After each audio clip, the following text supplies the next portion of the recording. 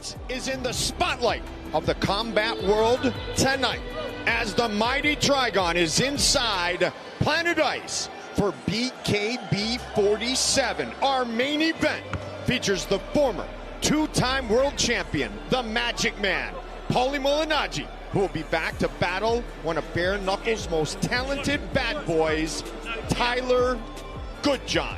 Cannot wait. Should be an outstanding night. Mike Goldberg, Tom Ross, Paul Smith back with us. We are excited for a night of action that will end with the Magic Man and El Tornado. But first, we have our preliminary matchups and some good ones and some newcomers who are looking to make a name for themselves. It'll be interesting to see what Omari Grant brings. He's coming in on very short notice against Marshall Furey. Pat Nash, Jordan Ward, we have seen before. Patrick Fornalski and Furkan Cheema. This is one I'm very excited about. Fornalski from Poland, but fighting out of here in Leeds, and we get things started in the super featherweight division in a fight that will be 5 by 2-minute rounds. To get things officially underway, here is Ricky Wright. Ladies and gentlemen, would you please welcome your first fighter into the Trigon from Managua, Nicaragua, Jamilete Mavila Valverde.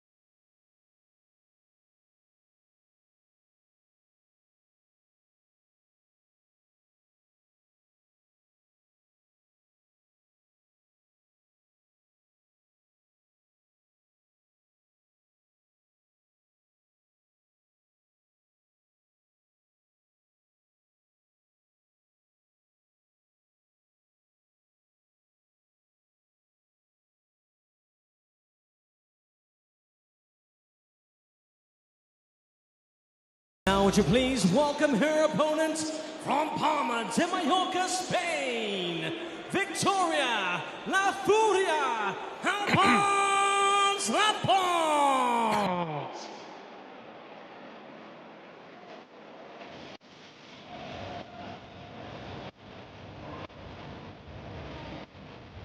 I have muscle and I have power. From Spain, Spanish amateur boxing runner-up. Her greatest influence, one of the finest female combat competitors of all time. Many call her the GOAT with the MMA gloves on, the one, the only Chris Cyborg. Victoria Albons Lampart, La Furia, the Fury, came into our fighter meetings, Tom, with a lot of confidence, and you could kind of see, very polite, you could see a little bit of that fire, that fury when we spoke to her. She was one of the most engaging fighters we've interviewed. She was so in your face. But you can only be like that if you're supremely confident. And she was very, very confident that she'll do the job tonight. La Furia. Yes.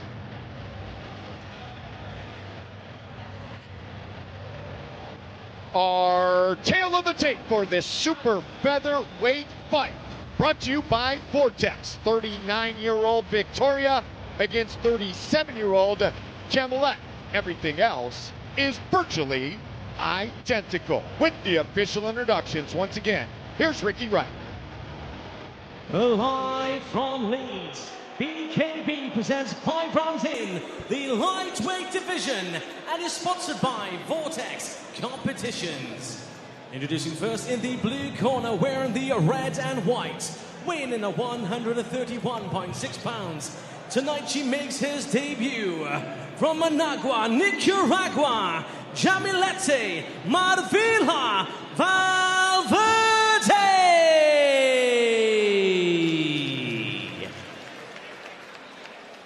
And her opponent in the red corner, wearing the leopard print shorts, weighing in at 128.6 pounds. She is also making her debut from Palma de Mallorca, Spain, Victoria La Furia Albons Lampart.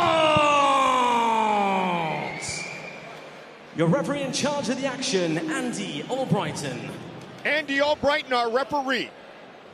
Fight scheduled for 5 two-minute rounds.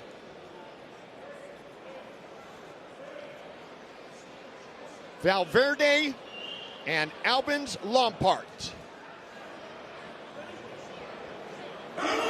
Here we go. Savage trunks for Victoria Albons Lampart. Red, white with the love hearts for Jamilete Valverde. Trying to find their range early.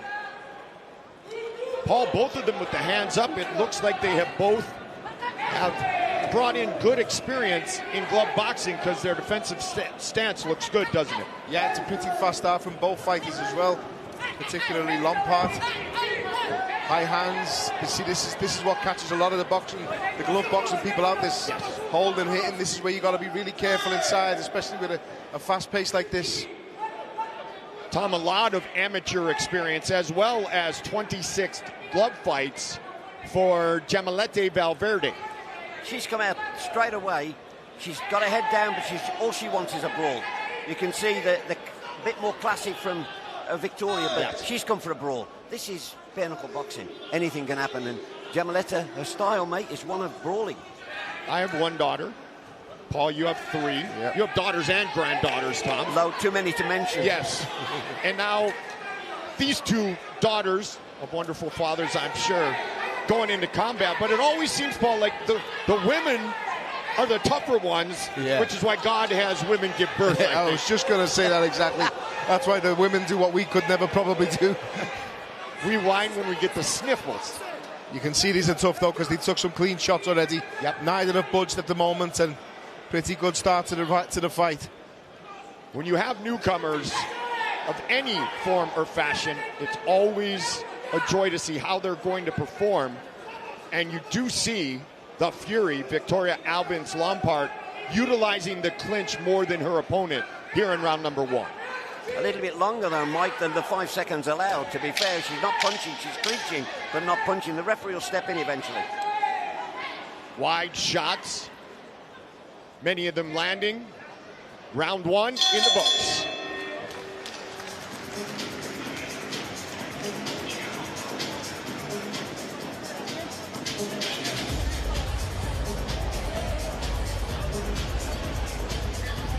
Ducked under, but both women happy to throw, Paul. Yeah, both happy to throw. Especially, I felt Valverde had a lot of success to the body. There's a fair bit of reddening along the side of Lampart's left side of her ribs. There's a big bump on the forehead also, which the cut man is working on now. And I think out of the 2, Valverde looks probably the calmer of the both. As Tom said before, she's come to brawl, but she's thrown a bit less, but she's conserved a little bit more energy for me. Began training professionally, Tom, 10 years ago, and I mentioned over 60 amateur glove fights and 26 professional, and much to Paul's point, you can see a little bit more composure coming out of the blue corner. I think, for me, watching the first round, if Victoria keeps it at distance and starts using her technical know-how, that'll always overcome. Yeah. What she can't do is get mixed up in a brawl, because Giamoletta is used to a brawl. Good shot again. Coming right out and firing away. Turning it over from the hip, too. Great job by both women. In the corner, absolute great cardio. Mike, you know the difference straight away. The first round, Giamoletta's head was down and she was throwing. Now her corner's out of word, her head's up and she's picking her punches. Yep. Red and white, love hearts for Giamoletta, Valverde, Albons, Lampart in the Savage trunks. Looking for the body shot there. She's going to the body a lot, Valverde, and she's having a bit of success when she does it. She should stick to that, being the shorter fighter, get underneath inside. Valverde did work a bit with Ashley Brace, very strong Welsh fighter who's coming off a victory. And when you look at the body work, Tom, you can see that she worked that with the guidance of Ashley. Well, we've watched Ashley a few times. You can see the impact she's having. But I have to say, it's developing into a good scrap. Yep. Both of them are giving everything. And Giamoletta has tagged her twice on the chin, and Victoria's taken it. That's a great sign when you can take a hit and carry on. Victoria looked for that lead uppercut a moment ago. There's a cut on the forehead. Yep. Goldie. To Valverde. See it open up now. Mouthpiece.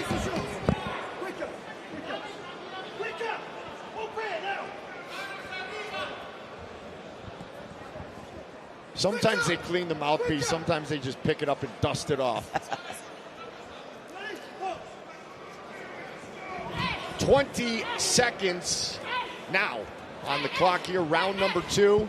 Fight scheduled for 5 2-minute rounds. She really likes to throw those hooks wide. Great flurry to end this round. Both of them throwing wild punches.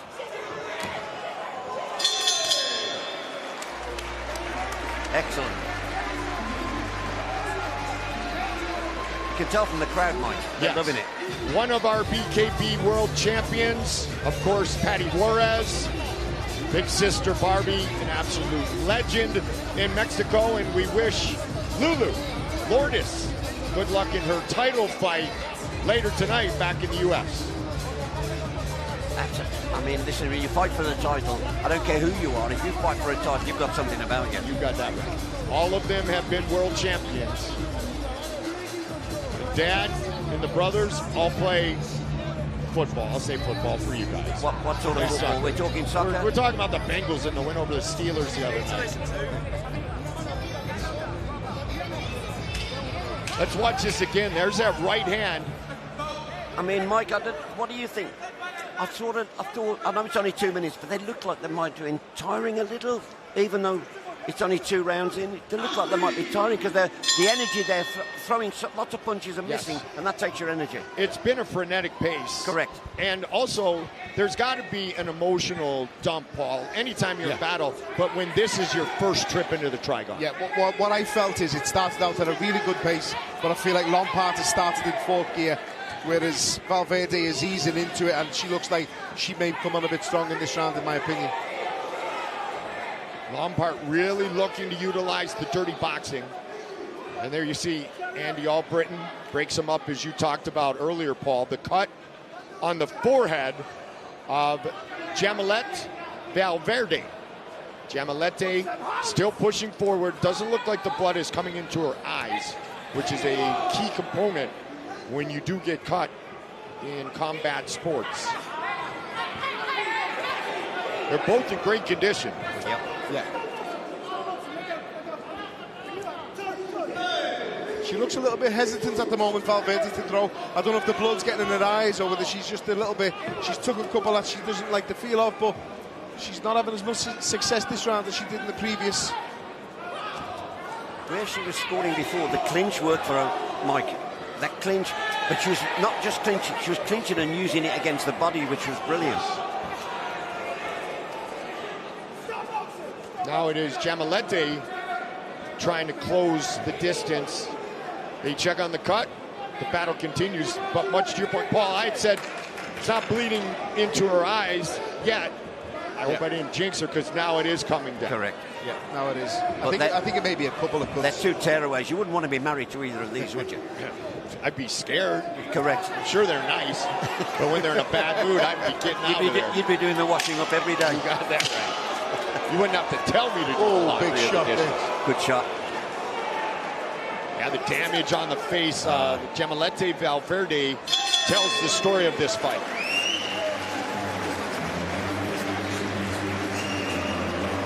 I think the docs will have to look at that. Yeah.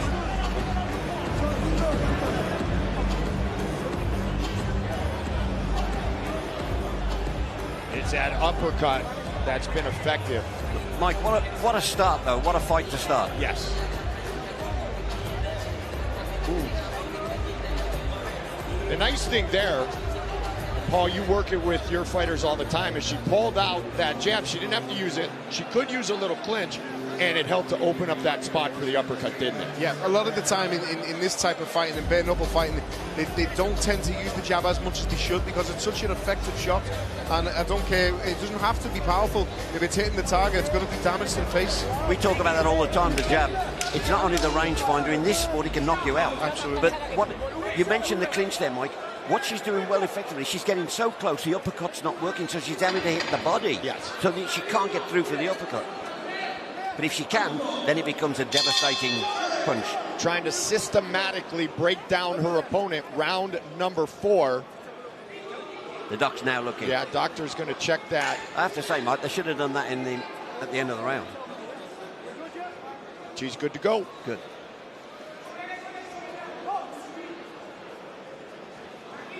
Round number 4.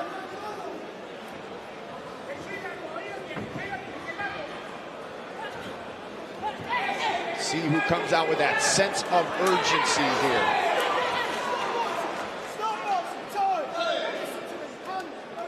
Well, you guys have both been in the ring. When you're throwing and missing, what is it that goes first? Is it the focus, the attention? What happens first?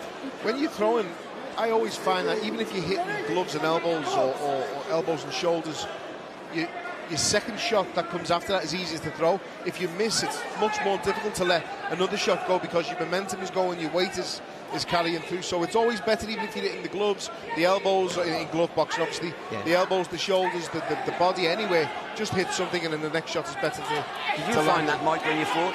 Yeah, absolutely. I got stitched up in hockey because they hit me right in my visor and it cut my nose. So yeah, hit anything, right, Paul? Yeah. Right, Tom? I'd rather not be hit, thanks. You guys can have I all was that. sticking up for my son, who later, after I got 8 stitches, said I didn't need your help back. Well, thanks. A little late for that, bud. Thanks, buddy. Were you third man in? No, I was first man in because this guy was eyeing my son, and I was like, that ain't gonna You ain't happen. having it. Yeah. Good man. Yeah. I took the worst of it, but, you know, he didn't. 40 seconds, round number 4. Start boxing, take a step back. Start boxing. Second win for Lampart, Yes. the Furey. Quicker.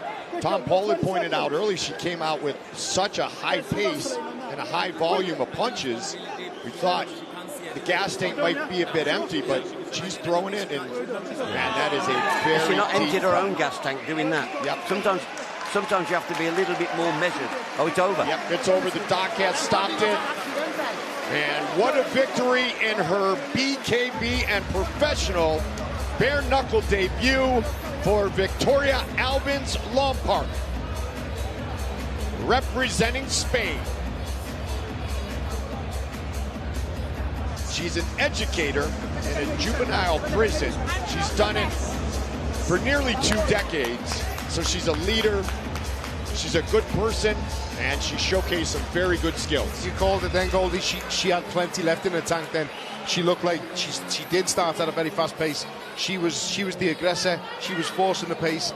But look at her now. She's fit. She's durable, and she had plenty left in the tank there to see the remainder of the last rounds in that fight. But you have to look at a loser. You lose with a cut. You get knocked out. That's fine. You lose on a cut when you want to carry on. It must destroy you. You know, it really must get to you. Without a doubt. But as all 3 of us know, you We want to protect the fighters. Fighter safety is paramount. She'll be back. She's a warrior. She'll be back to fight another day. That's one thing about this organisation, BKB. That all that matters is fighter safety. They don't take any risks. Nope. Which is brilliant. Ricky Wright to make this one official. Ladies and gentlemen, before I announce the official decision, referee Andy Albrighton has asked me to ask you to show your appreciation for both warriors. What an amazing fight to start the night. Referee Andy Albrighton calls a stop to the action at 1 minute and 23 seconds of round number 4. For your winner by TKO, Victoria La Furia Albons Lampart. She's loving it. She's enjoying it. And she can dance too. Scott Burt runs the bare-knuckle Hall of Fame. Will award her with her medal, which is outstanding for the victor, Victoria Albons Lampart. All right, where can you catch us on TV? All over the world right now. Where can you follow us on social media? Well, this is where. BKB fans, don't miss highlights, news, and much more on all your favorite fighters and events. For minute-by-minute updates, follow us on all social media platforms by visiting bkbbareknuckle.com/follow.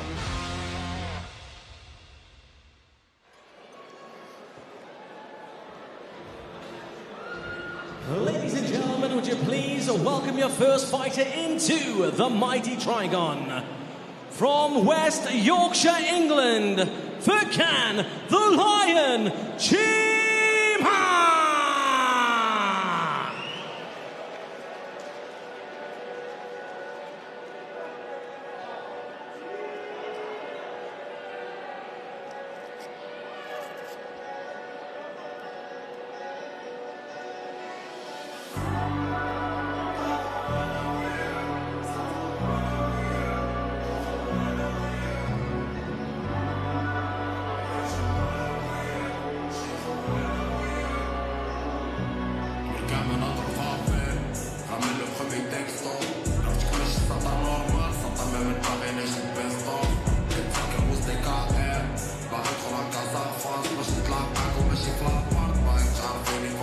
What a pleasant young man, Tom, to visit with yesterday. Owns an amateur boxing gym. His brother, a very skilled amateur. Experience in both pro and amateur MMA. He's been active in MMA gyms for over a decade. It's a fighting family, which you can relate to, Paul Smith. It's a fighting family for the Cheemas. This guy here, Furkan, I think he's going to be a star of the future. I agree. There was something, you know, when you talk to somebody and there's something you think, you've got something about you. Calm, collected. He won't be throwing wild punches. He's going to come in and pick his shots. He looks it, doesn't he, Tom? He looks like a movie star. Yeah, exactly. That's what I mean. He had that. We both thought that yesterday, didn't we? There was something about him. Yeah. Cheema, something about him that resonated, that radiated. I'm a fighter. And in the weigh-ins yesterday, he definitely had some intensity, and he was looking down, not in a negative way, just due to height. He was looking down at his opponent, the native of Opel, Poland. Mike, do you think Paul would be a good bare-knuckle boxer? Yes, he's sitting right next to me. You're only saying that because you're within punching distance. Absolutely. Would you fancy it, Paul? The last time I hit someone without a glove on was very, very similar to what Goldie's just said. It was at the kids' football. and it's, I ended up getting a two took out my hand. Yeah, it's not for me. Not for you. No, listen, I respect this massively. I respect it hugely. It is something that would interest me if I was injury-free, but it's a different game to glove boxing totally, and that's why we love it so much. There's honesty. And now would you please welcome his opponent, fighting out of Leeds by way of Poland, Patrick Fornalski. Fornalski, od ulic do ringów. Historia pisana w bólu, szacunku i charakterze.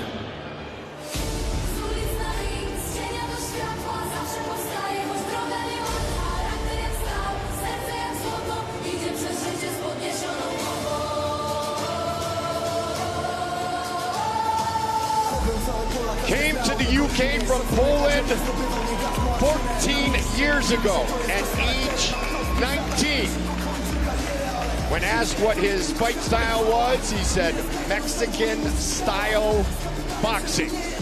Combined 15 total amateur fights, 12 with gloves, 3 with 4-ounce MMA gloves, the hybrid, 10-0-5, and he just competed very shortly ago, about a month ago, in Scott McHugh's promotion. Great relationship with Scott McHugh, who's on our main card tonight. The hybrid boxing with the 4-ounce gloves, Paul. Again, 4-ounce gloves is better than no gloves, isn't it? When you're taking shots, but when you're giving them, obviously, tonight, this is why I say it's so different. You can't take many chances in this fight, in my opinion. It's any shot can end it. We said before about the jab. A jab is going to bust your face up in this. You've got to be slick, you've got to be sharp, you've got to be switched on and ready. It's nice to see the respect levels between both fighters. Also, the respect is huge in bare-knuckle boxing. Our tail of the tape for this Super Cruiserweight matchup, brought to you by Supra. 33-year-old Fornalski against 35-year-old Cheema. Cheema with a 4-inch reach advantage and a 6-inch height advantage. With the official introductions, once again, Ricky Wright. Live from Leeds, BKB presents 5 rounds in the Super Cruiserweight division and is sponsored by Supro. Introducing first in the blue corner, wearing the white, gold and black. Weighing in at 192 pounds. Tonight he makes his debut from West Yorkshire, England. Furkan, the Lion, Cheema! And his opponent in the red corner, wearing the white and gold. Weighing in at 187.8 pounds. His record, 1 win, fighting out of Leeds by way of Paulie, Poland, Patrick Fornalski.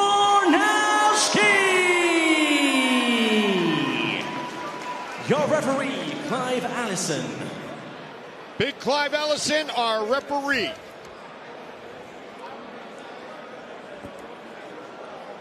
Cheema and Fornalski.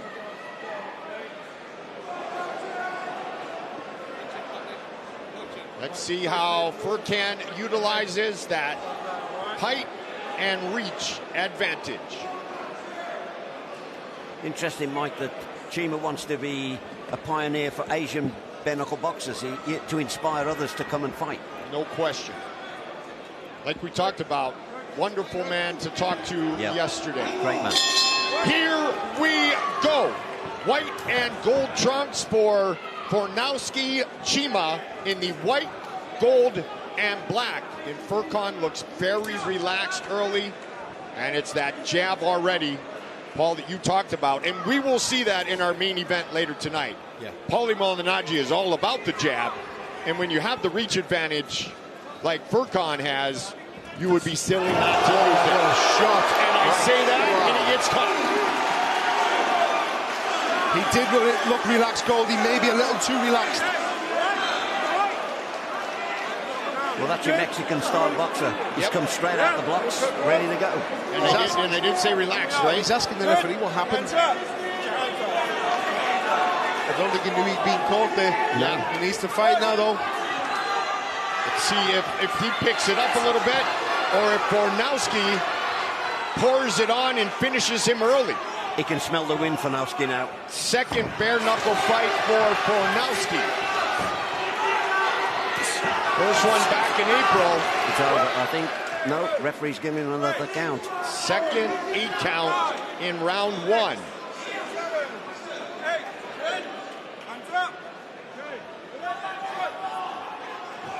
Second round finish in the pro debut, looking for a first round finish here tonight. He's hurting at Cheema, and I'd like to see him either cover up or the referee have a good look at this. He's took some big shots there. When he told us he likes throwing axes, we now know what he means, where he gets that punch, because he's throwing some great shots. Absolutely. Fornalski. Cheema trying to slow that pace by clinching, not looking for the punches to the back of the head. Good changing of levels by Fornalski and over the top. Lovely jab to the body. Such an effective shot as well, especially in this. So many go for the head, but it's nice to see him up and down, upstairs and downstairs. And Cheema doesn't know what's coming next. It also opens up the shots to the head. If you're feinting to the body, or if you're actually going to the body and then if he drops bringing it to the head, you keep them guessing all the time. You open up, you prize them open, as the famous line goes. 2 knockdowns scored by Fornalski. Good body shot, but fire returned that time by the Lion, Furkan Cheema.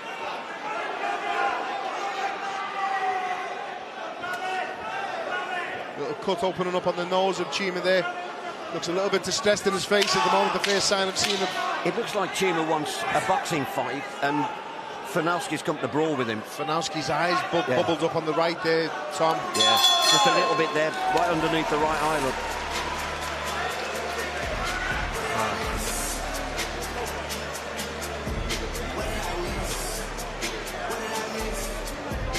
And Mike, these are the prelims. I know. We've got ahead. Oh yeah. Bridge of the nose being worked on for Cheema. Let's watch this early. Bam! What a beautiful overhand right. Lovely shot. Lovely shot. Little look down to the body and then right hand right over the top. Bang. Right in the side of the cheek. Would you criticise his defence then, though? Because he moved his hand away to the left and opened it up for him. I was just going to say exactly the same time, Tom. It's so difficult to defend against. It's a looping shot right over. Yeah. If you lean back, it's going to land on the chin. If you go forward, it's going to hit the top of the head. Really good shot. The key was the feint with the eyes, which can be a feint, can't it? Absolutely. So we're set for round 2.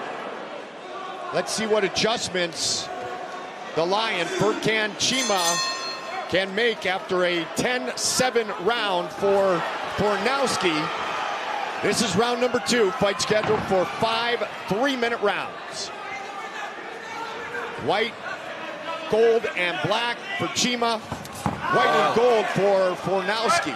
Tagged him again there as well. He caught him there, yeah. You can see the distress in Red Cheema's face. He's been a little bit too honest with his facial expressions, Cheema. Yeah. Needs to relax. He's showing when he's going to throw a shot. When he gets caught, you can see the distress in his face. He came out that round a bit angry. He did, exactly. He did. Cheema trying to return, trying to get back in this fight. 5-time British semi-pro champion, Fornalski, semi-pro world champion, and semi-pro European champion. And you see his skill set on display here early. And both out of Leeds, so this is a little bit of a city need. Is it a ding-dong derby? That's the one. You've been learning. I've been learning. Little by little. Little by little. Top man, you.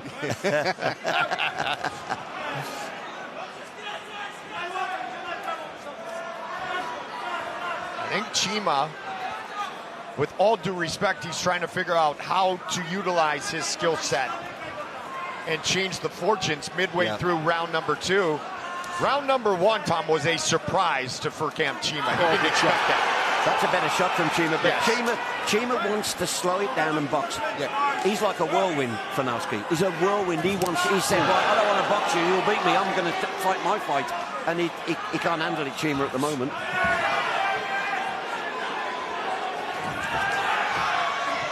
Paul, do you see Cheema doing a bit better and more effective in his style here? If he relaxes a little bit more, yeah, I do go. I think he just needs to relax a little bit more speed, less power. Don't load up. When he's loading up, he's telegraphing the shot. So Fornalski's seeing it and just backing out of range. What you're saying is he wants to show not aggression, controlled aggression. More controlled.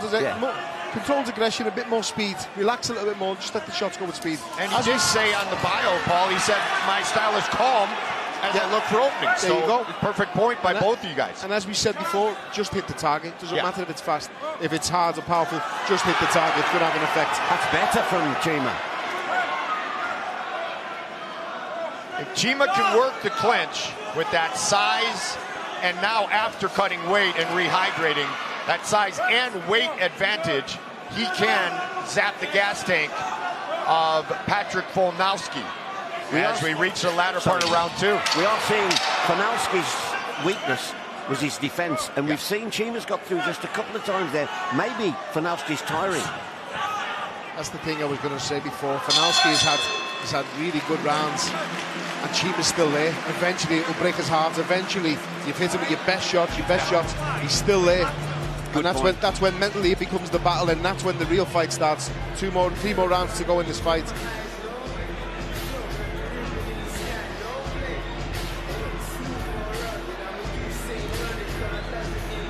Long right hand on the return. Mike, what will Cheema's corner be saying to him now, do you think? You back in it or not? I would say he's back in it. I would say, especially the latter part of that second round. I agree. I think the tide's turning a little bit. It's a big round here for Fornalski, in my opinion. If he comes out and he decides to grab the round by the scruff of his neck and he dominates the round, then I think Cheema might break. If this is a relatively close round or Cheema has some success, we could see Fornalski break. It's a very interesting round now. In the first round and second round, he fought at a distance, Fornalski, and picked his shots. He's not got quite that rhythm. He's allowing Cheema to get in close. That suits Cheema, I think, to brawl, make it a bit untidy. And in Cheema's corner is his brother, Saev. Raised in a family gym, started as an MMA gym in 2010. Their father is an ABA boxing referee. Elder brother, a kickboxer. Fighting's part of their history, then, their family. Definitely is. A bit like yours. Yeah. And Cheema, big fan of Arturo Gatti, Mickey Ward, the Diaz brothers, and Jorge Masvidal. So he's got that little taste of mixed martial arts in his background.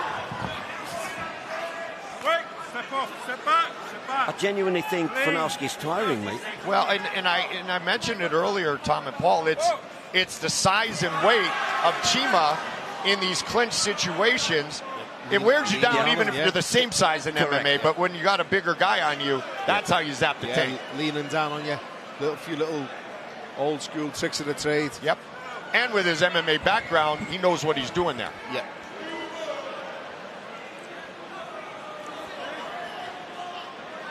Referee just having a little word. He wants to clean it up. Yep.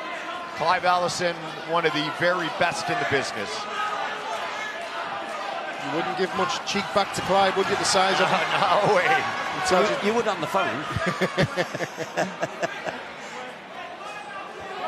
We were back in the U.S. I might have had a pint.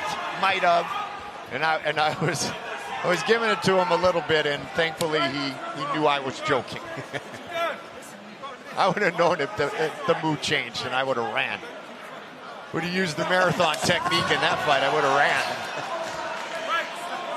Midway point of round number 3. Midway point of this fight. 2 knockdowns scored by Patrick Fornalski in round number 1. Very even fight since then. Cheema taking over here so far in round number 3. Bit of a pivotal round, this one, as we said before. Good shot there from Fornalski. Man, and that's the Patrick shot coming with that nastiness again. He's so much better at distance, Fornalski. Yeah. If he keeps the distance, he can pick his man off. And he loves that overhand right. Yeah. As we said before, the overhand right will work because Cheema is getting aggressive and a bit too aggressive and a bit too erratic and just lunging in, and he's closing the distance down for Fornalski. If you keep throwing that overhand right and missing, it takes your energy. Yeah. Tires you out. It's that big swing and a miss. Yep. Cheema said he is excited for the opportunity to start a new journey here inside the mighty Trigon. Fornalski, greatest influences, his coach, Bartek Kroll, and Tyson Furey. Definitely gone more untidy now, hasn't it? Yeah. As they tire. And then it's like don't take risks now, isn't it? Don't take a risk.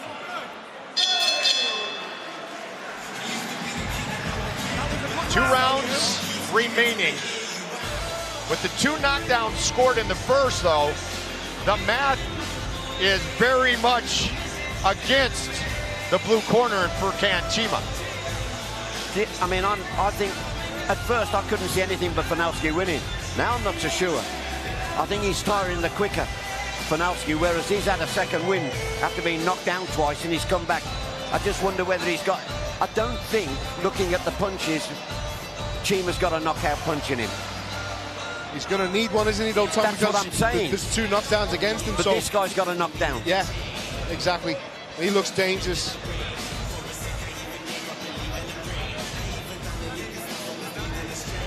I tell you what, though, Mikey, this is a big learning curve for both of them.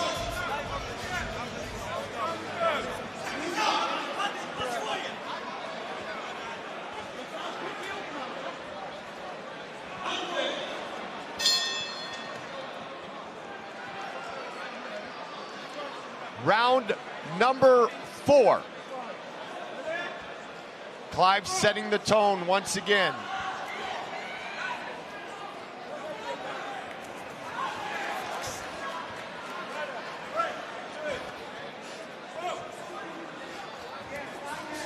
Fornalski aggressive, Cheema tying up.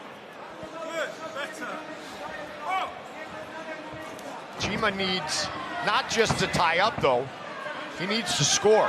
Correct, absolutely right. He needs to relax and not load up and not try his hardest to telegraph the shot. Relax, just pop the jab out and then try and land the right hand from there instead of trying to load up, because Fornalski's seeing it coming every time and just lowering his head. Like right there, right? Exactly. Yep. 2 very tired fighters, though. It's been one of those battles. Yep, for sure. A war of attrition. I've seen more shots to the back of the head in this fight than we've seen in many fights. And that's why it's hard work for Clive. But he's all over it as always. As always.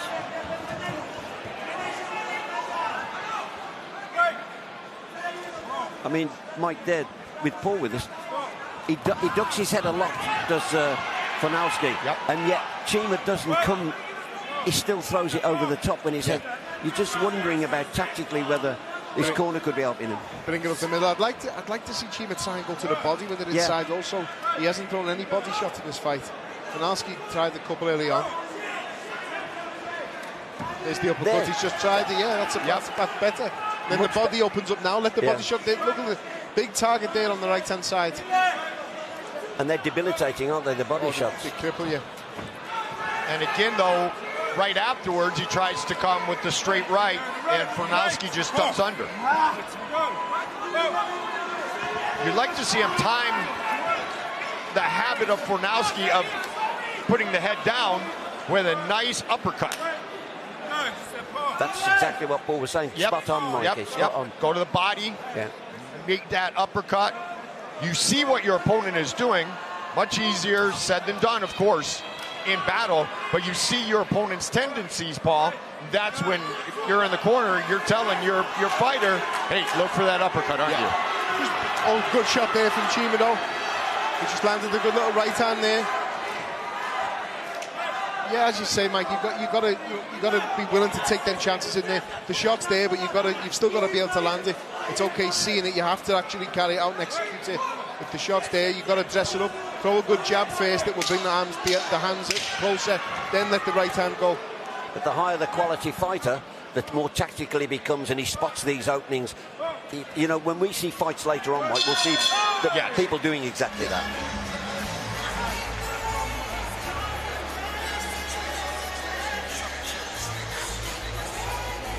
Which way are you calling this one, Mike? Honestly, I feel like Cheema, mathematically, as we've all talked about, has a lot to do. And I think he needs to score at least a knockdown. I don't know a finish, but a knockdown or two, of course, but at least one to get that 10-8 for the math to maybe work his way. You guys agree? This fight could end 3 rounds to 2 to Cheema, and he still loses because of the knockdowns. Yeah. And it's probably looking that way at the moment, maybe. Could it be a draw? Mathematically, of course, yeah. But I think to get a draw, I think he needs a knockdown. Yeah. I think to get a draw, it has to be an even round because of the 2 knockdowns. So therefore, I think, Cheema needs a knockdown, Cheema. So no matter how well you do later in the fight, if you suffer that first round knockdown, it's hard work, isn't it? It's a long way back. I wasn't sure Cheema had finished the fight at one stage when he was put down twice. The first round Especially when he's asking the referee what happened, right? Yeah. 5th and final round. Patrick Fornalski, Furkan Cheema. White and gold for Fornalski, white, gold, and black for the Lion, Furkan Cheema. We are seeing in this a little bit of street fighting as well, aren't we? This is, you know, they've got a lot of boxing skills as well, but occasionally they get into that street fighting mode where anything goes. Good right hand from Fornalski. I've said for a long time, Mike, I've said it myself, Tom, for years, every fight starts like this, with your hands in front of you, no matter what, whether it be MMA, whether it be kickboxing, Tyler, you stand up and your hands in front of you, and every fight on the street will usually fight that way also. This is so similar to the old school way of fighting, how they did it years ago without the gloves on boxing, and it's so honest and brutal, and I mean that in a good way. I think you've hit the nail on the head, Mike. You've mentioned it many times, up the honesty of this. Yes, absolutely. You can have the greatest trainers, you can have the greatest coaches, promoters, anything. You can be all over, you can have millions of followers, but when it comes down to it, there's 2 men in there doing battle. That's it. Nobody can help you once the fight starts. And when the bell goes, that's it. There's 2 of you. It's the loneliest place in the world, even though you're with someone else. Right? And that's why you've got to beware of brave seconds. Yeah. Nobody's hitting them. Past the midway point of the 5th and final round. Fornalski breathing heavily, but so is his opponent, Furkan Cheema. Cheema's got to show this sense of urgency in the next. And there's one. There's one. What do we say? Mathematically, that helps. Mathematically, this is very, very interesting now. Now we could get a draw if it stays at the 1 knockdown, but he looks really hurt, Fornalski, in my opinion. And bruises under both eyes now. There's a time for Cheema to close the show here. 2 knockdowns in the first for Patrick Furkan. Right when I mentioned sense of urgency, he has turned it up. And add to that, Fornalski's tired very quickly. Yes. Cheema deserves this. He deserves a little bit of success because he didn't give up. He hasn't given up all the way through this fight, and he was down heavily twice in the early rounds. Fornalski keeps looking to his corner, you know, all the time. Cheema's the fitter.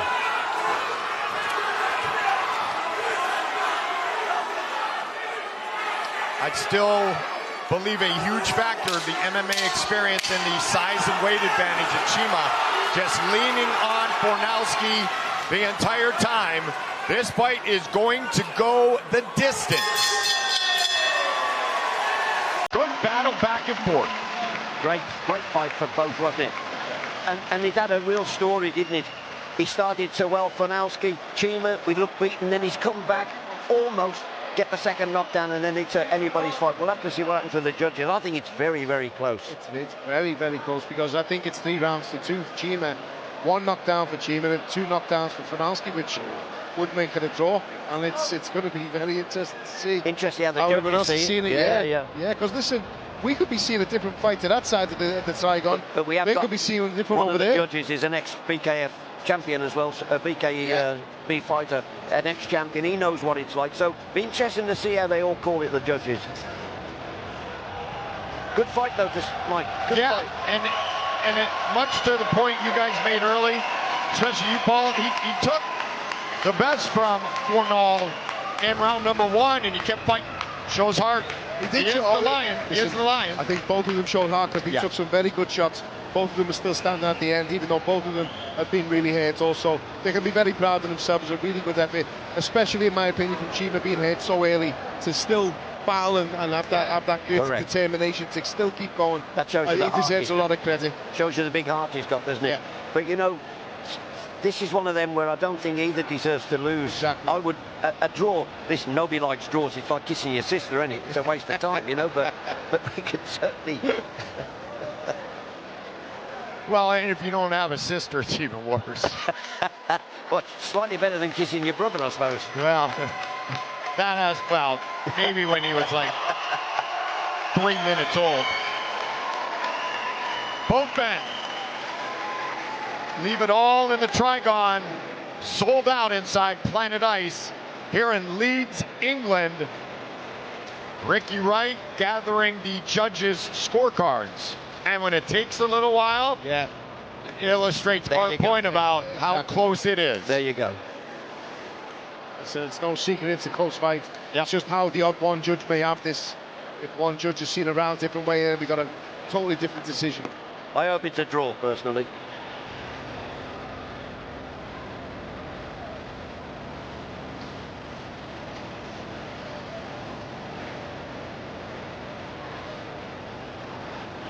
Our first of 2 preliminary matchups here tonight.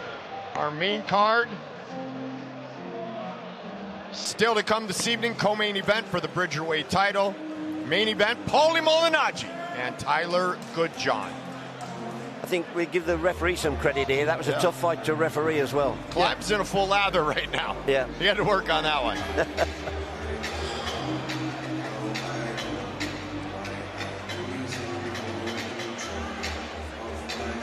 Ladies and gentlemen, after 5 rounds of action, we go to the judges' scorecards, who scored about 47-46 Fornalski, 47-46 Cheema, and 47-46 for your winner by split decision.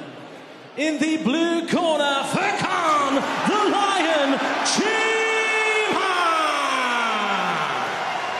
Split decision victory for Furkan Cheema. Wow. I don't think you could have complained either way there. You couldn't complain either way, exactly really right. Fight. But what won him the fight? The knockdown in the 5th. The knockdown, absolutely. He will visit with Gareth A. Davies. Furkan Cheema, they call you the Lion after that first round, knocked down twice. You really showed the heart of a lion to come back and win that by split decision. I'll be honest with you, I didn't see that shot. It was a good shot, even though I was knocked down. But you know what, credit to him. He really pushed me tonight, honestly. I've had 2 years out, but I just want to give a big shout out to my niece. I've just found out 3 weeks ago she's got leukemia, so I want everyone to just give her a shout out, please.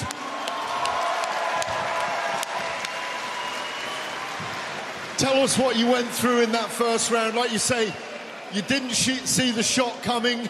You didn't know where you were. That Clive, our referee, was looking up, maybe pulling you out. You went back to the corner. You refreshed and you were brilliant as the fight went on. All thanks to my coaching team, honestly. They were just giving me the good advice. They told me first round, listen, get yourself together. And that's what I did. And every round, they would just give me the right instructions and it helped me so much. So credit to these 3.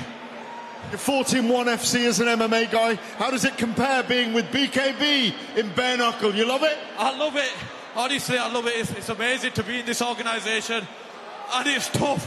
Honestly, I've never had a fight like that before. It was tough, but I'm going to get better and better and better. 100%. I'm going to get better. Furkan the Lion, Cheema, everybody. Well done, mate. What a well-spoken, humble victor in the Lion. 100%. It's interesting, though. I hear that a lot when people say, if you didn't see the punch. If he'd have seen it, he'd have got out the way, wouldn't he? Yeah. Obviously, if you get knocked down. It's always the shot you don't see that knocks you out as there well. You go. Your brain doesn't get the time to register for it. It's a brace for impact, and then bang, you're gone. But I thought, as I said at the time when it happened, he said to the referee what happened. He actually didn't know. And listen, I've had some stories of that myself. I remember getting put down in the 4th round of a fight, an 8 rounder. I won the fight on points. I don't remember the last 4 rounds still to this day.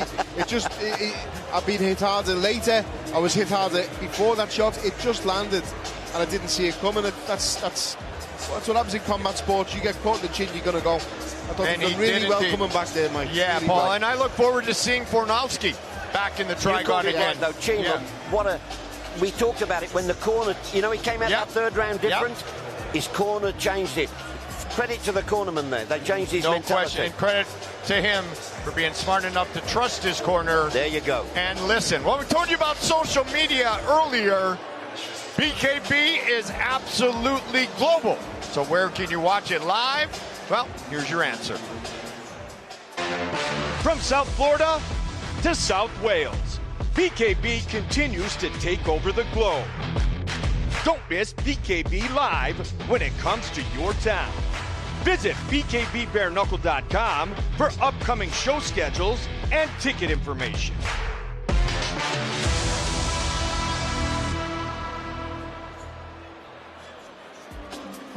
Halfway through our prelims, Mike Goldberg, Paul Smith, Tom Ross. Next up, the light heavyweights. And to bring our fighters into the world-famous Trigon, Ricky Wright. Ladies and gentlemen, would you please welcome your first fighter into the Trigon. From right here in the city of Leeds, England, Marshall the Matrix Furey!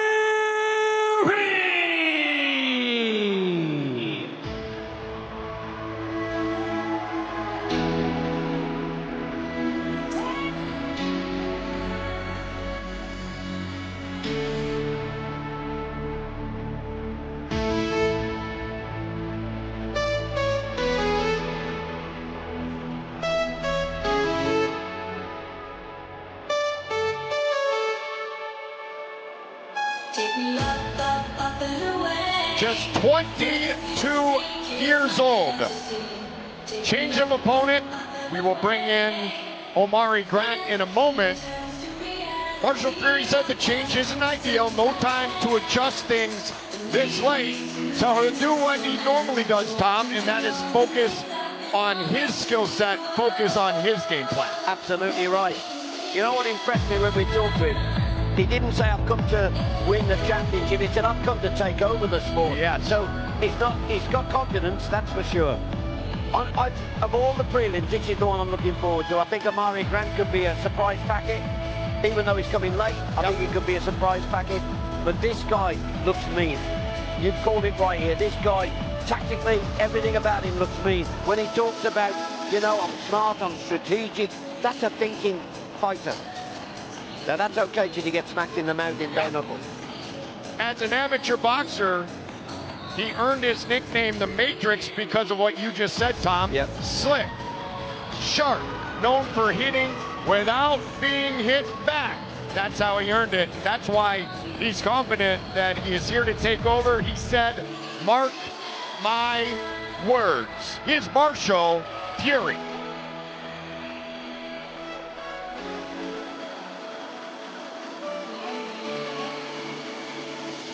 And now would you please welcome his opponents from Nottingham, England, the praying mantis, Omari Grant!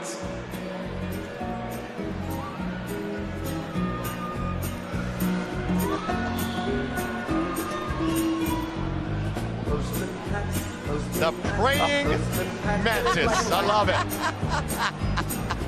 Early in the morning, just as day is dawning, he picks up all the postbags in his van. This is awesome. Mike, I used to play this for my son on the guitar. Yeah. Postman back when he was a little boy. I used to play it. Crazy. He is an advocate for the community, actively involved in giving back. His father will be in his corner tonight. His father inspired by Marvin Hagler. He said, that was my dad's favorite. That's how I like to fight.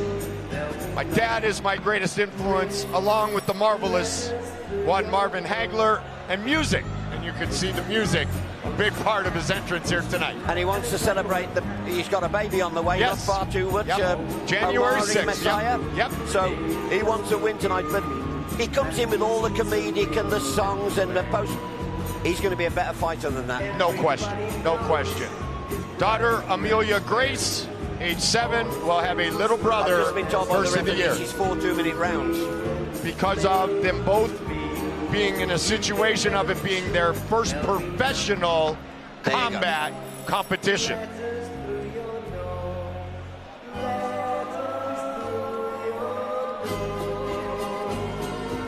And it is on the side of Furey, because 8-0 in pro gloved is Omari Grant. But if one man has not had a professional combat competition of any type, Tom and Paul, then it is under the sanctioned rules 4 2-minute rounds. Our tail of the tape for this light heavyweight matchup brought to you by BoxRec, Bare Knuckle Fighting's official record keeper. 36-year-old Grant against 22-year-old Marshall Furey. Furey's taller, but the reach is identical. Once again, Ricky Wright. Live from Leeds, BKB presents 4 2-minute rounds in the light heavyweight division and is sponsored by BoxRec, the heartbeat of combat sports data. Introducing first in the blue corner, wearing the black and orange, weighing in at 167.2 pounds. Tonight he makes his debut from right here in Leeds, England, Marshall the Matrix Furey.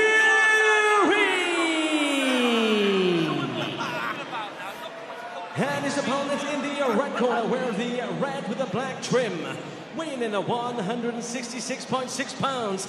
He is also making his debut from Nottingham, England, the praying mantis, Omari Grant. And your referee in charge of the action, Ian John Lewis. Ian John Lewis, our referee for this matchup, contracted at 169 pounds.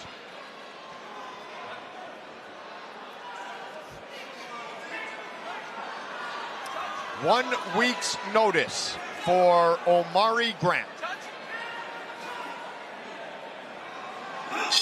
Here we go.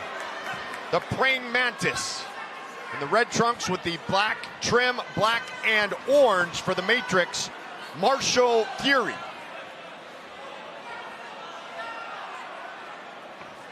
He said his confidence, did Marshall Furey, comes from his amateur pedigree, and a good one indeed. National championships, gold medalist, Lonsdale Box Club gold medalist. He lit it up with a 28-2 record as an amateur. His first professional battle here tonight without the gloves to add to it. And I think he's in his career as a boxer, he's been doubted by people, and he's driving force. He wants to prove everybody wrong. Yep. That's a great driving force anyway.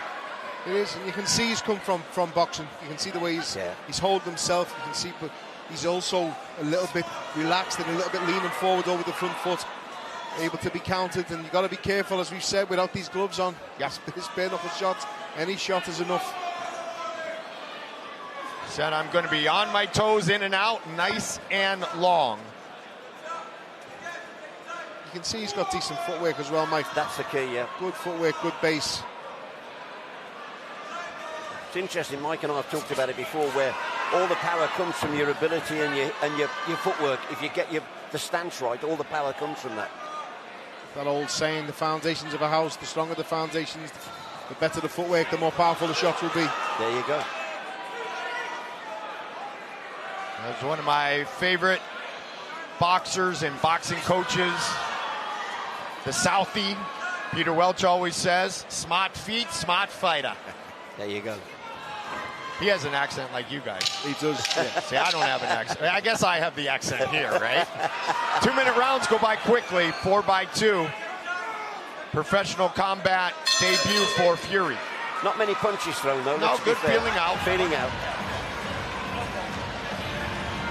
How difficult is it, though, when you come into a fight late? Or does it help you because nobody expects anything, you've got nothing to lose? It could help you because your opponent is so fixated on the initial opponent that has had to pull out that you've taken the place of. I've seen it a few times. I watched it recently in the PFL. A fighter from who trains in the gym where we train in the PFL. He had to switch of opponent and he was that focused on the original opponent. He ended up losing on points to the stand-in because you prepare diligently for the one style, the one fight, and then it changes completely, and it could be a southpaw, could be totally different to what you prepare for. That's why in the fight game it's always better to just always be ready. Yeah. And it's easier said than done, don't get me wrong. For any eventuality. For any eventuality. And Grant was very positive in the short notice. Much to your guys' point, he said, short notice feels like my destiny. This is 11 years in the making. Round number 2. Omari Grant, 36 years old, fighting out of Nottingham. He is in the red with the black trim. Leeds' own Marshall Furey in the black and orange trunks. Omari Grant going to the body there. Good stuff from Nice Omari to see, Grant. yeah. And he got in and he got out. Yeah, good variety as well. Head and body, left hand, right hand as well. 8-0 in 2017 and 2018 with the gloves on. Professional fights, all 4 rounders, all 8 wins by points. But he does have that experience. And of course, the amateur pedigree has been showcased already by his opponent, Marshall Furey. You know what stands out already with Omari Grant? His head movement. Yeah. As the punches are thrown, his head movement gets him out of range and out of trouble. I think Big swing. Sorry, Mike, I think he judges the distance well whenever Furey's Yeah. throwing. He's just leaning back a little bit.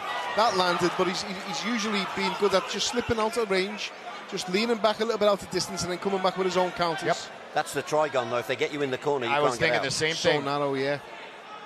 And if you haven't been in the Trigon before, when you do get in there, you realize how truly small it is, the smallest surface in combat sports. And we saw a moment ago Omari Grant kind of relaxed in that corner.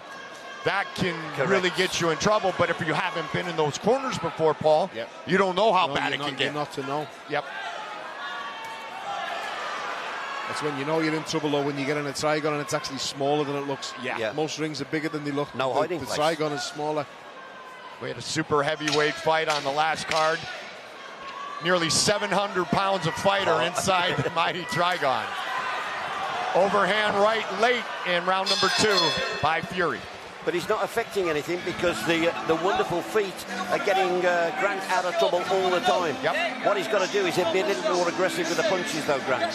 Yeah, especially when he counted then. You saw he's got a good shot selection, good variety of punches, so I'd like to see a bit more of that. Mike, I saw him at the weigh-in, and he was with his dad, and he was rubbing his knees, and he looked in pain. And I asked him what he was doing, Amari. He went, my opponent's looking, I'm trying to get inside his head. There's nothing wrong with him. Every which way. What's interesting, Furey says slick boxer, smart, strategic, and composed. Omari Grant says wild, unpredictable, and aggressive. A true clash of styles. He looks so relaxed as well, Omari Grant. So relaxed. We see that though all the time. Kidology, don't we? We see it. Oh, yeah.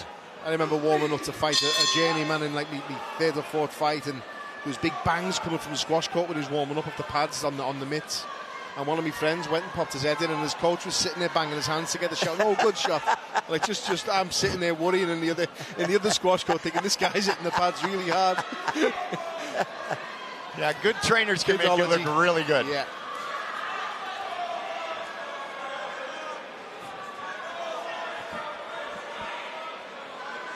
Was it Gus D'Amato, the great coach, when asked what he was made coach of the century? Yep. And he said, they said, how have you done it? He said, great fighters make great coaches. Yep.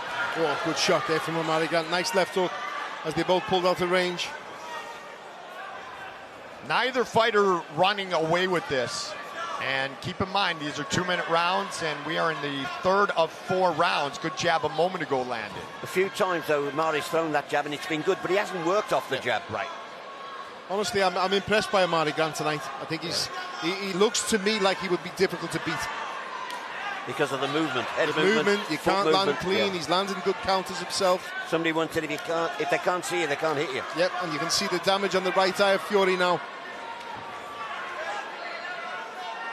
Omari Grant, as Tom alluded to earlier, has a spiritual confidence because many have told him over the years he wouldn't reach this position, but he did it his way, and here he is tonight, looking for a win in his professional bare-knuckle debut.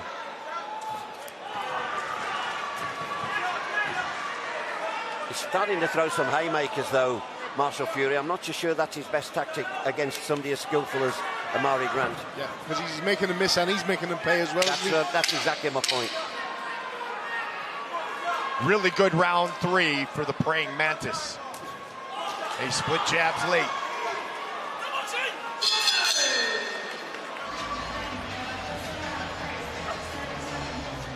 That was the most dominant round by either fighter, agree? It was a good round there for Omari Grant. As I said, you can see the corner working on the right eye of Furey. It wasn't blood as such. It looked like he may have got a finger in the eye or poked in the eye or something, maybe just a quick shot to it, but they're working on it in the corner, trying to get rid of a bit of the swelling. Well, yeah, I thought that was the most conclusive round there. I agree, Mike. Who said earlier? I think, Tom, it was Paul Smith, the leader of, the boxing Beatles in Liverpool, of course. I like it. I don't know if it sounds silly again. I said this before, Paul, but I like it. He said, hit him wherever you can. And we saw in that replay, Grant hit him in the shoulder, but it did some work. Yeah. Anyway, just hit the target, as I say. You see the right eye there of Furey. You can see he's not comfortable with it. 4th and final round, 2 minutes remain. Red with the black trim for Omari Grant. Orange and black for Marshall Furey. You can see the respect for Omari Grant has gone up in Furey, because Furey's now making it a very untidy fight. He knows he can't outbox Omari Grant. And it's been pretty close as well, so I think that both fighters will feel like they need this round. Yep. Which is accurate. Yep. And we just saw a moment ago a man who needed a knockdown in round number 5 after being knocked down twice in round 1, and he earned himself a split decision. Big swing and a miss slip by Furey, and a slip afterwards. Almost to the midway point of the 4th and final round. And oh, by the way, on 1 week's notice, to be walking in and find out, oh, it's 4x2, not 5x3, huge advantage for Omari Grant. Very much so. And to be fair, I've got to say, his movement is absolutely excellent. His feet, his upper, his head movement, it's just perfect. It's been good to watch. I've really enjoyed watching him. And as I say, I always watch fighters thinking, like, how would I beat him? And that would be very difficult to try and beat someone like Omari Grant at the moment, because he's difficult to pin down. There's not a mark on him. Yeah. That's a good point too, Paul. There is not a mark. And we don't see that in BKB. Not very often. We don't see that, do we? He did say his strengths were his good looks. So he's protecting them. He's doing a good job of it so far. 15 seconds remain. Always reminds me of one of those episodes of The Simpsons where bartender Moe's talking about his fight career. He started off as Kid Gorgeous, then Kid Presentable, then Kid Ugly. And it goes from there. It's this one. Now we know distance. how he spends his time. Absolutely.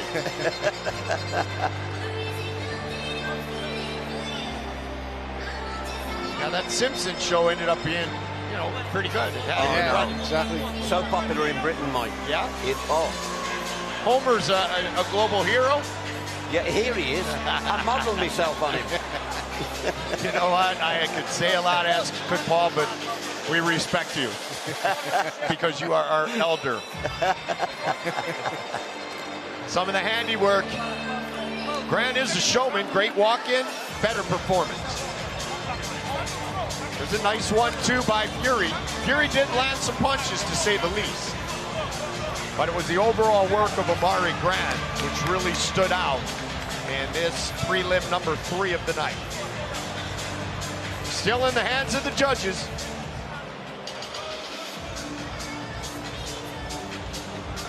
Good fight, though. Working our way to the main card. To be fair, Amari was so good on his feet, wasn't he? So light. He could have been a ballet dancer. He was that light on his feet. First thing I noticed about him was how difficult it looked to pin him down, to try and land clean shots on him, and that becomes frustrating then. I think the body language, what we're looking at, will also speak volumes, you know. I think one man will know that he's won and done well, and one is probably doubtful. Ricky Wright to make it official. Ladies and gentlemen, after 4 rounds of action, we go to the judges' scorecards. All 3 have the bout 38-38. This has been declared a unanimous draw. Wow. 38-38, a unanimous draw. 2 rounds apiece. Yep. We said, didn't we, it was close. It was very close. It was round close. one, you could see. Round one, you definitely could see going to Marshall Furey. It is the one where you go, either result you would have taken because it's that close. So let's do it again. And the next time it'll be 5-3 for Amari Grant, coming in on a week's notice. And 22-year-old Marshall Furey. Later tonight, our main card. The Bridgerweight title is on the line as Dan Podmore looks to defend his belt for the 2nd time against the Emperor of Bare-Knuckle. Marvelous Marko Martinjak looking to join Smash, LT Smash Nelson, as a 2-division BKB World Champion. Then the main event of the evening, the Magic Man is back. Paulie Malignaggi against Tyler Goodjohn. That is later tonight. And next month in Miami, this might be the greatest card we've ever had inside the Trigon.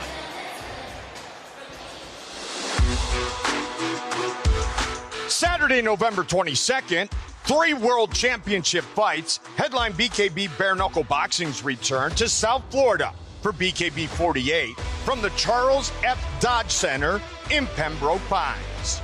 Our main event features a hard-hitting heavyweight title fight as undefeated champion Gustavo Trujillo welcomes Bellator and one championship veteran Tony Johnson Jr. to the mighty Trigon. New BKB lightweight champion Jared Grant defends his title for the first time against top contender John Bernard. Plus, the Welsh wrecking machine Barry Jones comes stateside, seeking to avenge his only loss in a rematch up to a bare-knuckles best ever when he challenges the top-ranked pound-for-pound bare-knuckle fighter in the world, 2-division champion LT Smash Nelson, for Nelson's Super Middleweight Championship. Don't miss the action live in BKB's backyard. Visit bkbbareknuckle.com for tickets and information. What a wonderful night as we finish our schedule stateside in November. We head to Wales in December, but Trujillo looking to move to 8-0, perhaps with an 8th first-round finish. You've got 2 absolute legends, the Welsh wrecking machine and Smash will do it again. Barry Jones came out so hot in the first fight. LT survived. LT got the victory. The newly crowned lightweight champion of the world, Kid Gotti, Jared Grant against John Bernard, and then Yorton Fuentes against Julian Fernandez. Julian Fernandez's debut was ultra impressive. He is a big, big man, but he'll be taking on an equally talented and equally true stature of fighter in Fuentes. That is next month from Miami It is November 22nd. Set now for our final prelim here tonight from Leeds, England. Ladies and gentlemen, would you please welcome your first fighter into the mighty Trigon from Birmingham, England, Flash Jordan Ward!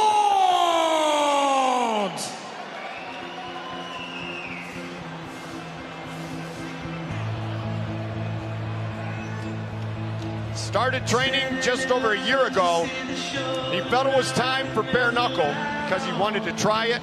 He has all the tools for it. 7 white-collar boxing titles for Flash Jordan Ward. Great trainer in Simon Haycock. Already has 1 victory inside the mighty Trigon, a unanimous decision win in Wolverhampton back in March over Cullen Harley.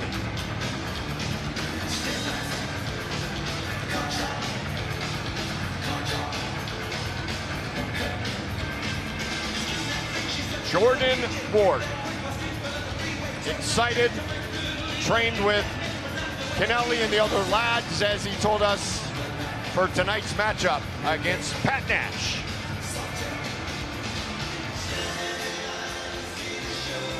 And now would you please welcome his opponent from Farnborough, Hampshire, Pat Nash!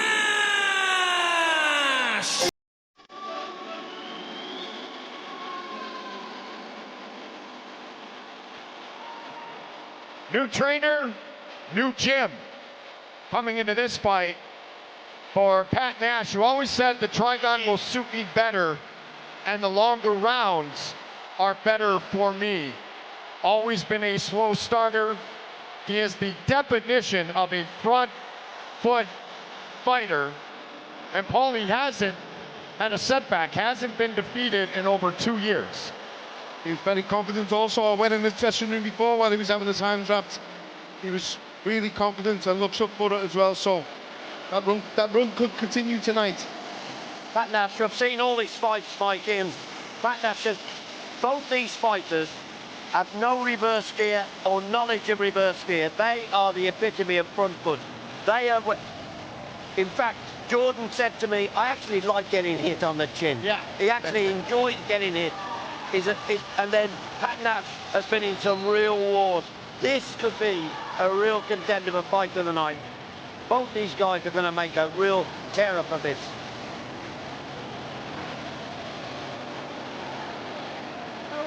Our tail of the tape for this super lightweight matchup brought to you by Vortex Competitions. 38-year-old Nash, 35-year-old Ward. It is Pat Nash with the reach and height advantage. Once again with the official introductions, Ricky Wright. Live from Leeds, BKB presents high bronze in the super lightweight division and is sponsored by Vortex Competitions. Introducing first in the blue corner, wearing the white shorts, weighing in at 139 pounds. His record, 1 win and 1 defeat. From Birmingham, England, Flash Jordan Ward! And his opponent in the red corner, wearing the black and gold, weighing in at 138 pounds. His record, 1 win and 1 no contest. From Farnborough, Hampshire, England, Pat Nash! Your referee in charge of the action, Andy Albrighton. Andy Albrighton, our referee for our final prelim fight here tonight from Planet Ice in Leeds, England. Mike Goldberg, Paul Smith, and Tom Ross. 9 fights between them, 9 kids between them, these two. Yeah, and 1 grandkid. And 1 grandkid. They are, well, neither of them have got a television, that's for sure. That sounds like our table as well. Yeah. Got to fight for that food. Nash in the black and gold, white and red for Flash Jordan. Looking to lead with that double jab. Pat Nash, always game, always comes to fight. Said he's ready to stand and box smart, working on defense and footwork, but still front foot fighter, the epitome of it. Different, unpredictable is what Flash Jordan said of his fighting style. Both very respectful. You can see the respect given and taken from both fighters. And I think they both of them, as you said before, you know that they're experienced and they know exactly what to expect from ungloved boxing, from this bare knuckle boxing. It's so much more dangerous. You can't take a single shot that you shouldn't have to take. And they both come into the ring in superb fitness. Yes. Really good shape. Pat Nash, more fights without the gloves than Jordan Ward. This is Jordan Ward's third career bare knuckle battle. 8th for Pat Nash. Cut on the left eye of Jordan Ward. See him rubbing at it now, just opened up. Underneath the eyeball, which is the better part. Yeah. Yep. If there is a better part, that's the better part. Yeah.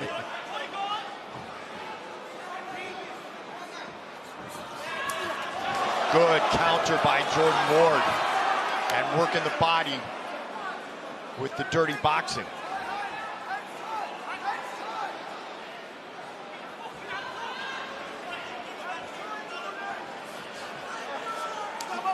This is as composed as I've seen Jordan, to be fair. He's normally like, aggressive and wild. He's very composed tonight. That might be the influence working with the Simon Aycock and people like that at the fitness factory he's done, and Michael Kennelly, of course. Paul, you are the oldest of the four of a legendary boxing family here in the United Kingdom.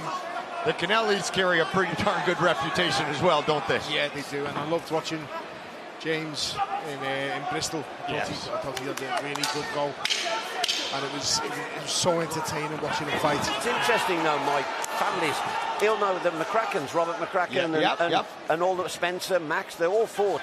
It's weird, isn't it? All families fight.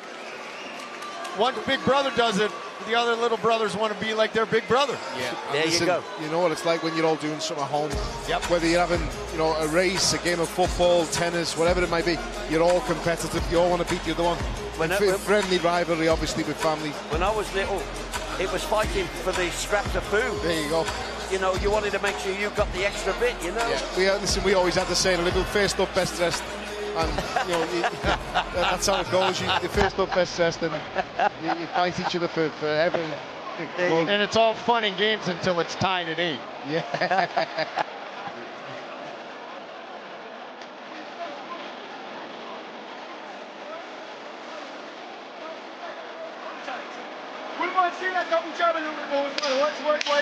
Brother and I grew up with the game of hockey, Paul, and when my son was born, I wanted to take care of the umbilical cord with his first pair of skates. Let's just say he never had a choice. And thankfully he loves the game like my brother and I do. That's good. Simon Aycock, of course, who's got a lot of bare knuckle fighters under his reign. He's in his corner as well. He's in Jordan's corner. Yep.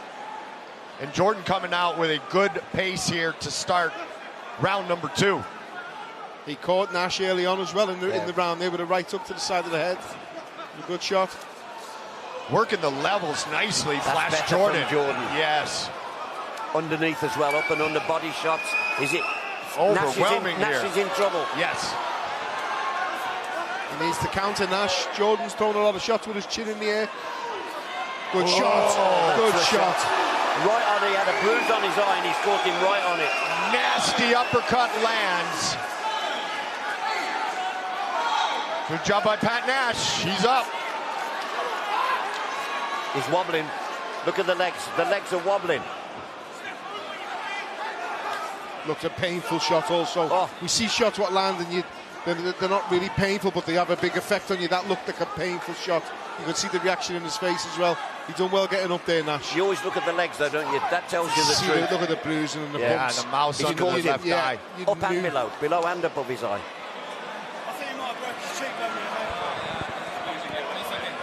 And it was after the flurry from Jordan Ward. They broke, and Jordan came right back on the pedal and scored the knockdown. You can obviously see the pain that he was going through with the bumps on the face there. Both of them, one on the forehead, one on the cheek. Well, I thought this was as good as a shot, Jordan. Absolutely, and all of a sudden Pat Nash, Tom Ross with a good... But what he mustn't do, Jordan, is get overconfident now, because you'll get tagged, and he's just been tagged there. And then again he's put down. That looks a bad knock on the eye. Yeah. He can't take another punch on that. Does that affect your tactics when you're protecting something? You know, when you don't want to get hit on it again and you're protecting it? All I can ever speak on from glove boxing is the cuts. I did get a fair few of them.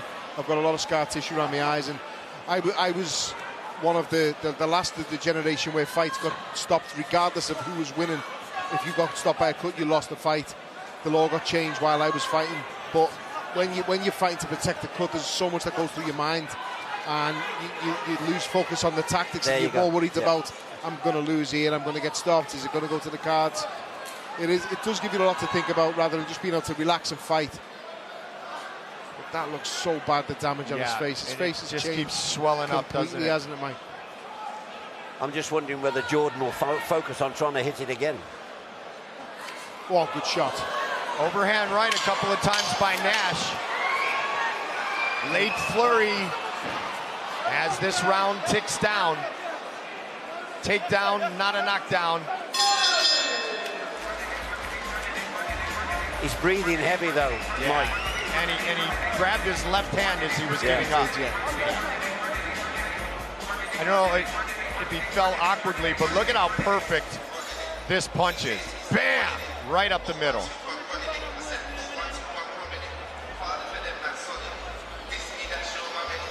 That lead uppercut, Paul and Tom, in a good overhand right by Pat Nash, but that lead uppercut is a huge risk-reward punch, isn't it? Yeah, and I think that right hand that we just saw at the end there from Pat Nash, I think that hurt his hand when it landed. You saw the reaction. Yep. Listen, you can see him holding his hands in the corner. Oh, a good point. A good point. We've seen it many times. A good shot can actually injure your hand and you can't continue. Especially the close. If your fist is not fully closed, you're going to hurt yourself. That's why I respect him so much. Yeah. You have a lot of success, but then your hand's gone. Do you not fancy it? It's in any form of combat I would fancy, but it's whether you want to actually put yourself through that at my age. I'm no spring chicken now. 24? Backwards. Very nice. Reversing. Very nice. Having a look good at that eye having a of good Pat look at the Nash. eye, yeah. That orbital could be damaged. I think the doctor's saying no. But he's now asking the fight if it's over. It is all over. Jordan Ward, 2-0 inside the Trigon. I have no complaints with that. No. Just when you see the bruise and the bumps and the swelling start like that, it'll be sore tomorrow. Well, Mike made the point earlier about the organisation's safety record. It's excellent, Mike, isn't it? Yes, absolutely. And as Paul can attest to, and you as well, Tom, is, all right, maybe it's not broken yet. It's on the verge of great damage, so that next punch could break the orbital, and that is a debilitating injury. Exactly. Yeah. It's always better one shot, two less. Yes, great point. Great point. Pat Nash, as tough as they come, but that big uppercut, we saw it on the replay, the difference in this matchup. First setback in over 2 years for Pat Nash, 2-0 here in BKB for Jordan Ward.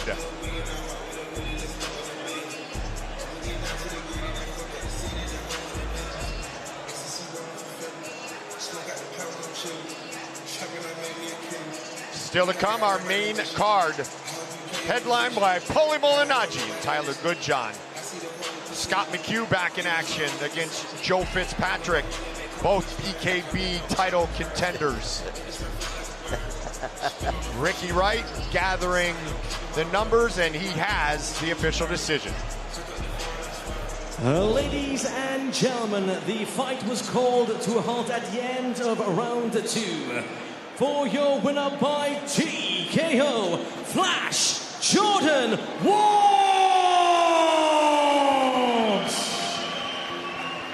Gareth A. Davies will visit with Flash Jordan, going to his corner, saying thank you. They are proud, and they should be.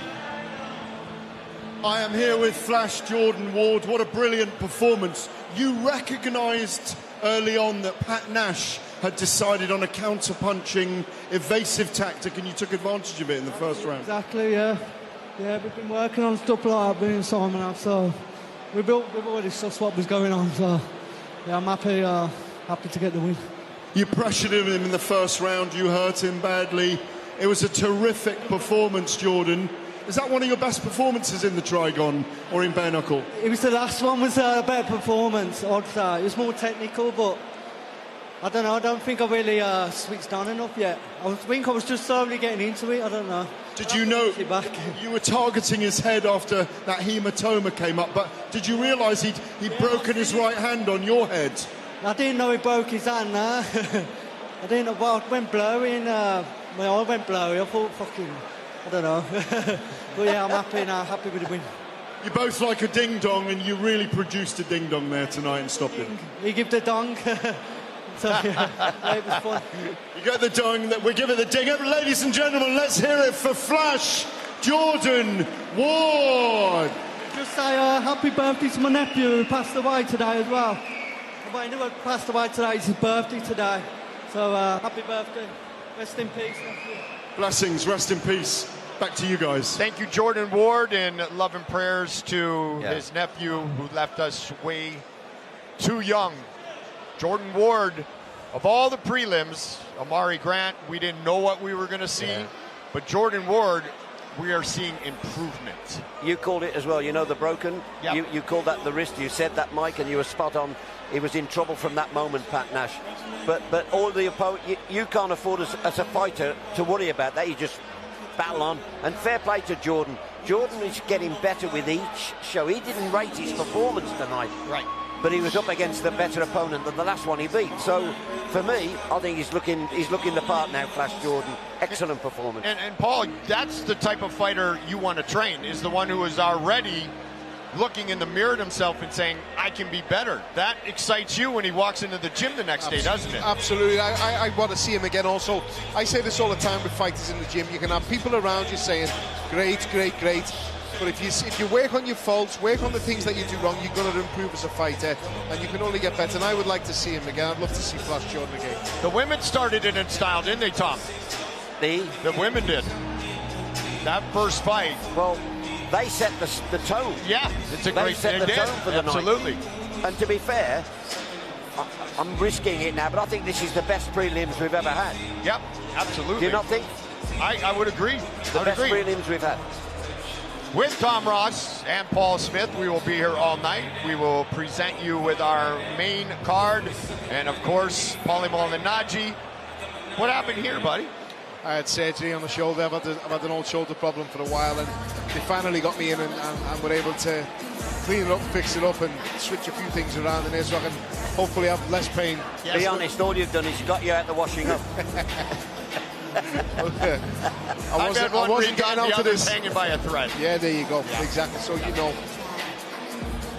But how about this guy? You know, surgery on Thursday, sitting next to us 2 days later. But that's how he fought. Right? I mean, it's hard to talk about somebody as him. His strength was he never ever knew when he was beaten, or didn't believe he was beaten. What he could be. We've seen it before. He could be 9 rounds down and still win the fight because of his between his ears. Yep. And the mental fortitude is so important in boxing. And we're going to see that tested as we take a look at our entire main card. Still to come, Alex Wilson and Danny Worsfold. Interesting matchup, along with Gibbs and Carroll making their debut. Obviously, Reese Murray, Jack Duckdale, Aaron McCallum, the Baron has looked great. Liam Hall is excited. But Danny Worsfold, and you were here, Paul. He said, if I lost my last fight, I'm retiring. And we kidded him about it in the fighter interviews. He goes, yeah, until they called me and they said I could fight and I'm going to get paid. And yeah, that's what it is, right? And he's got a relaxed attitude. So relaxed, he'll want to fight anybody. He don't care. And then in our featured matchups, McHugh and Fitzpatrick. Now, Fitzpatrick coming up in weight to fight a fellow legend like Scott McHugh, but Scott McHugh fighting at home, you know what that's about, Paul. Yeah, there's a lot of pressure. It can be a major positive, but it can also be a negative if you let it get to you too much. You have to stay relaxed. You have to use it as fuel and not pressure. And remember, when he last fought for BKB, it was in Leeds. Yep. And he got beat. Both of them in title fights. So I think it does get to you when the pressure of all your fans and fighting for your hometown. I think you've got to be a clever man if you can put that out of your mind. And then Marko Martinjak trying to become a 2-division champion against a very positive and a very good Bridgerweight champion in Dan Podmore. And a quick thought before we get ready for the main card on your former training partner, the Magic Man, Paulie Malignaggi. Yeah, listen, it's going to be very interesting to see how he is. He's obviously an exceptional fighter with the gloves on. How he will be without the gloves on will be interesting, because Tyler Goodjohn is also a really good, very effective fighter without the gloves on. Probably better without the gloves on than he was with the gloves on, with all due respect to him. He's a really nice lad. He's an eccentric character, and this game needs characters like this. I'm really looking forward to that fight. You've just summed it up. We've got Paulie is a boxer who can scrap, and Tyler is a scrapper who can box. Yeah. Total mix of styles. I can't wait for it.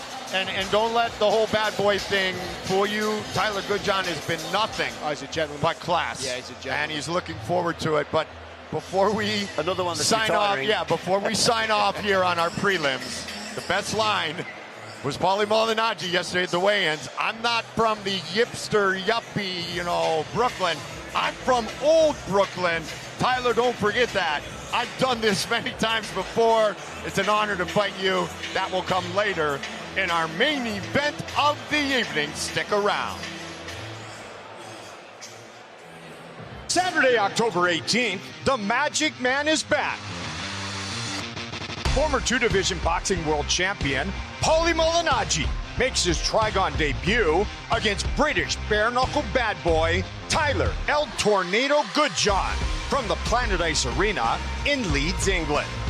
Co-headlining the BKB 47 card will be a matchup of BKB champions, as Super Cruiserweight champ Marvelous Marko Martinjak moves up to the Bridgerweight division to challenge the reigning champion Dan Podmore in hopes of becoming BKB's next 2-division champion. Plus, Leeds' own bare-knuckle boxing Hall of Famer Scott McHugh looks to impress in front of his home crowd when he takes on fellow title contender Joe Fitzpatrick. Don't miss the action on this historic card. Visit bkbbareknuckle.com for tickets and information.